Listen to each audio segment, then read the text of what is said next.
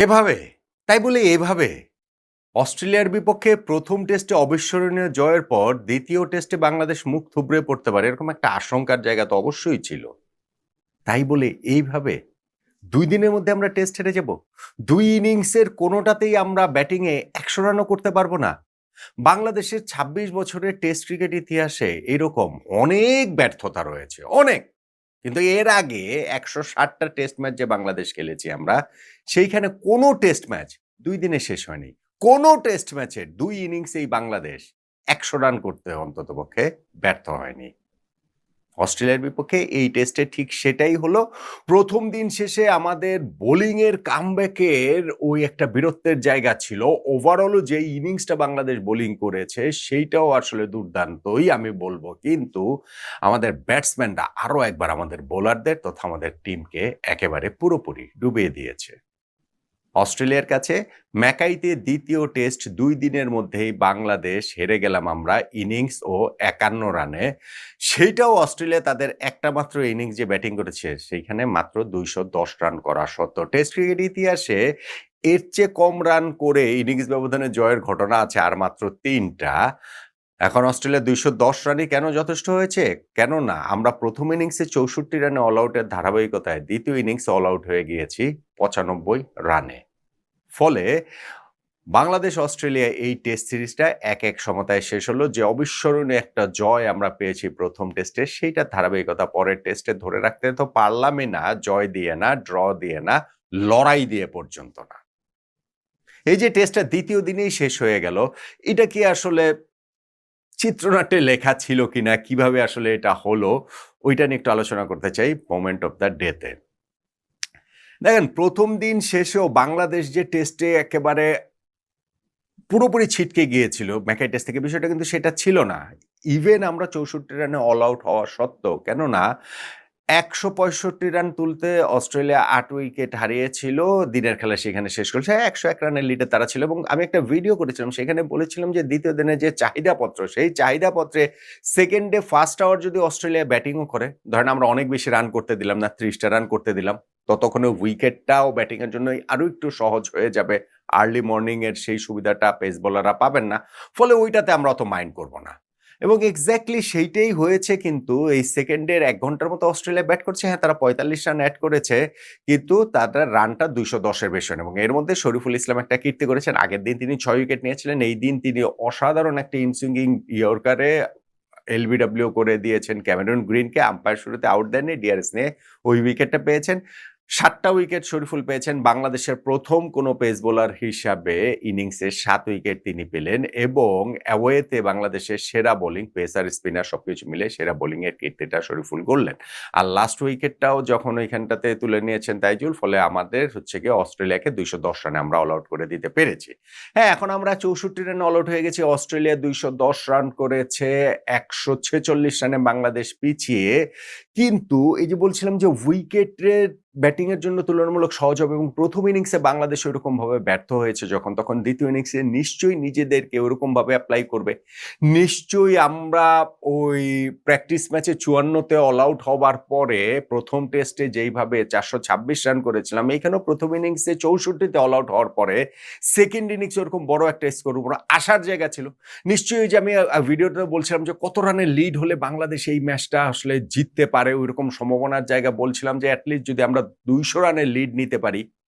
ভাই, লিড কোত্থেকে নিব? আমরা তো ইনিংস পরাজয়টাই এড়াতে পারিনি এবং এক্সাক্টলি প্রথম ইনিংসে যেরকম ঘটনা ঘটেছিল সেকেন্ড ইনিংসেও সেটাই ঘটেছে।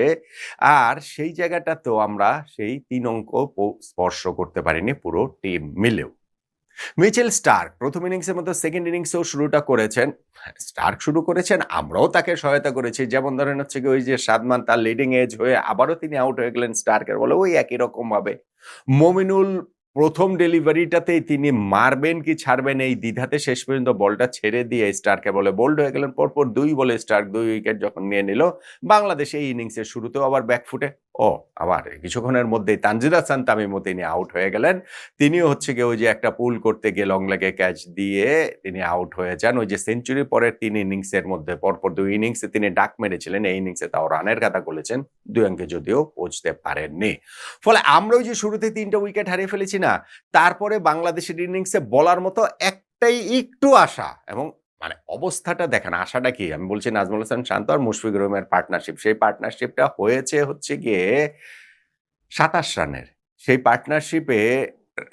পার্টনারশিপে তো না মানে নিজের ইন্ডিভিজুয়াল ব্যাটে রান করেছে নাজমুল হাসান শান্ত ৩১ এই ২৭ রান ৩১ রান হচ্ছে গিয়ে আমাদের একটুখানি আশা এবং শান্ত তিনি লায়নের বলটাতে লং অফ ফিল্ডার আছেন তাকে স্টেপ আউট করে মারতে গিয়ে ছক্কা মারার চেষ্টায় গিয়ে সেইখানে ক্যাচ দিয়ে আউট হয়েছেন ভাই যদি এটা ছক্কা হতো খুব ভালো হ্যাঁ, ঠিক আছে যে বোলারদের প্ল্যান পরিবর্তন করতে তখন তিনি বাধ্য করতে পারতেন।